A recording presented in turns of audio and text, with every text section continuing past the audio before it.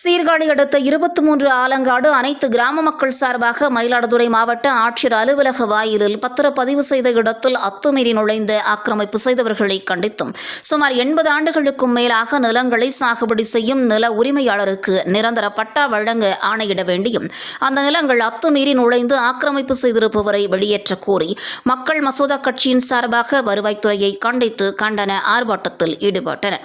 இதில் மக்கள் மசோதா கட்சியின் தலைவர் ரூபன் தலைமையிலும் டாக்டர் ஜெய்சங்கர் முன்னிலையிலும் கண்டன ஆர்ப்பாட்டம் நடைபெற்றது.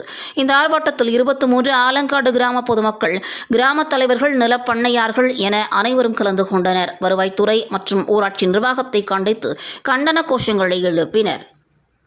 சில அமைப்புகள் அந்த ஆக்கிரமிப்பை அகற்றப்பட வேண்டும் என்று மனு கொடுக்கிறார்கள்.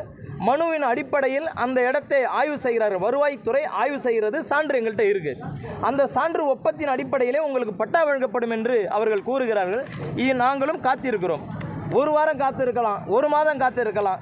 80 ஆண்டு காத்திருந்த நாங்கள் இன்னும் 8 நாட்கள் காத்திருப்போம். அதற்கு மேலே எங்களை காத்திருக்க வேண்டும் என்றால் இந்த வருவாய்த்துறை வேற ஒரு நபர்களுக்கு துணை போகுதா என்கின்ற சந்தேகமும் எங்களுக்கு எழும்புகிறது.